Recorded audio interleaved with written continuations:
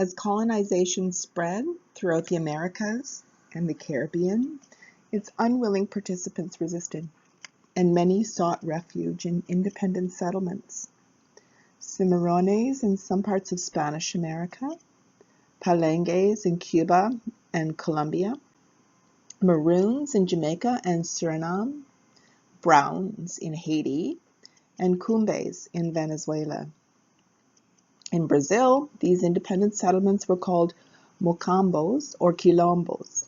Mocambo, an African word meaning village or hut, and quilombo being derived from the Bantu word quilombo, spelled with a K, meaning landing or camp.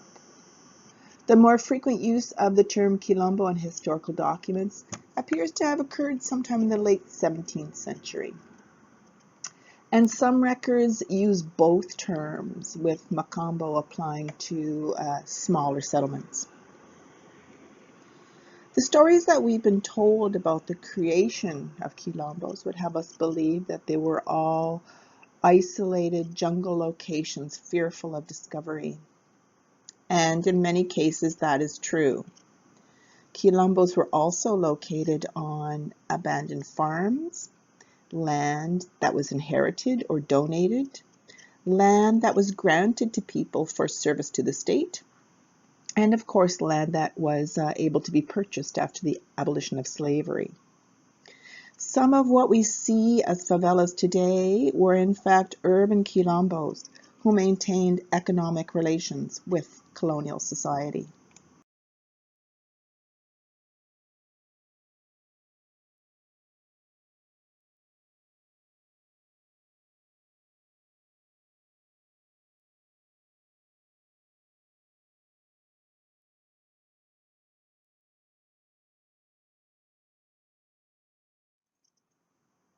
Inhabitants of quilombos are called quilombas. The majority were people of African descent, but indigenous and people of European descent were also residents. Escape from slavery drew many to the quilombo life, but it also offered an opportunity to return to or to be introduced to an African worldview.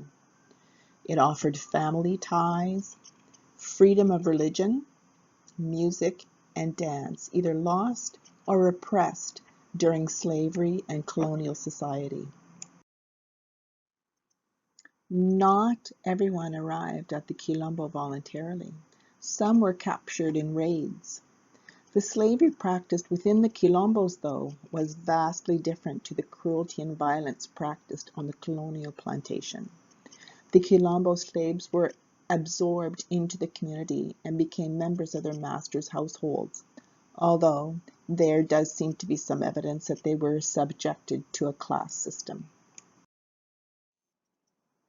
Quilombos were established in almost every state of Brazil and were founded throughout its colonial period. The largest number of quilombos was in the northeast of Brazil due to that area's burgeoning sugarcane plantations and the industry's reliance on slave labor. As the nation transitioned to coffee and cotton production, quilombos flourished in those areas. A third event that incentivized both free blacks and slaves to seek the shelter of the quilombo was flight from conscription into an army that was bound for the Paraguayan War.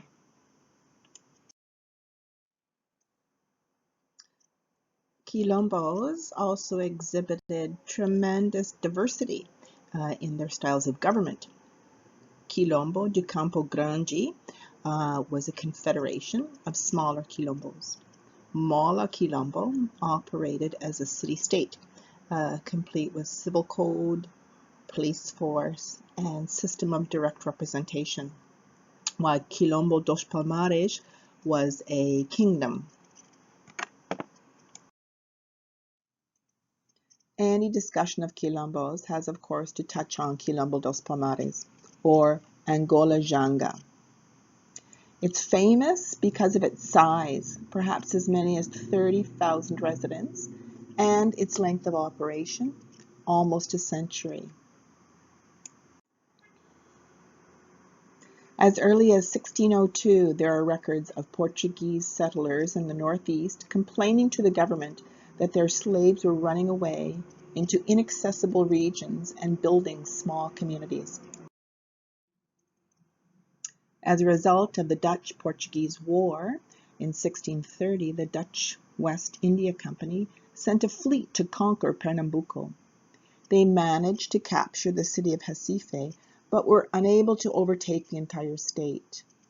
The constant low-level conflict between Dutch and Portuguese settlers created a level of disorganization that afforded an opportunity for thousands of slaves to escape. The Dutch leader, John Maurice of Nassau, sent intelligence gathering expeditions into the area, and their reports provide most of the information that we have today. Descriptions by Caspar Barlaeus, published in 1647, and John Neuhoff, published 1682, describe Great Palmares and Little Palmares. In each of these was a large central town that was fortified and housed 5,000 to 6,000 people. Fortifications included palisades, surveillance towers, booby traps, and secret entrances. The surrounding hills and valleys were filled with smaller satellite communities of 50 to 100 people. The most important community was Cerca Real de Macaco. It was the political center of Palmares and the king's residence. It was the largest settlement and contained about 1,500 homes.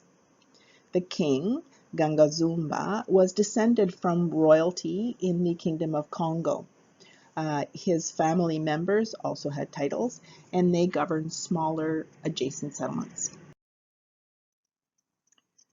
A 1645 description by Johann Bader of one of the larger abandoned villages revealed some 220 buildings in the community, including a church, 4 smithies, and a council house.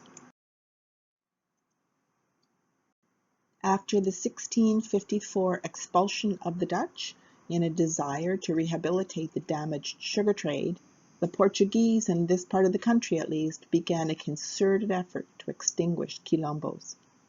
Several governors of Pernambuco organized armies to wage the war against Quilombo dos Palmares. There were several major battles, and in a particularly devastating attack in 1676, Gangazumba was wounded and some of his family members were captured. Gangazumba sent a letter to the governor seeking peace. The governor agreed with conditions. He would pardon Gangazumba and his followers if they relocated and returned captured slaves. Many reports suggest that Gangazumba was tired of the war, so he agreed to the terms. However, one of his nephews, Zumbi, himself a popular and powerful leader, refused to accept anything less than freedom for all. He overthrew the king and opted to fight. From 1680 to 1694, the Portuguese and Zumbi were at constant war. The final assault against Quilombo dos Palmares occurred in January of 1694. The Portuguese came with thousands of armed soldiers and cannon. Cerca de Macaco fell, and Zumbi was wounded. Zumbi eluded the Portuguese for some time, but was captured and beheaded on November 20th, 1695, the date of his death being adopted as the day to commemorate Black awareness. The abolition of slavery did not end the existence of the Quilombos, and they were at heart communities and continue to exist today. Formalization of ownership of the land that they rest on remains precarious for many, leaving them vulnerable to encroaching cities, mines, and plantations. Education, sanitation, clean water, and safe electricity are also issues. It is estimated that there are about 3,000 quilombos operating in Brazil today. Quilombo dos Calungas in the state of Goiás is the largest.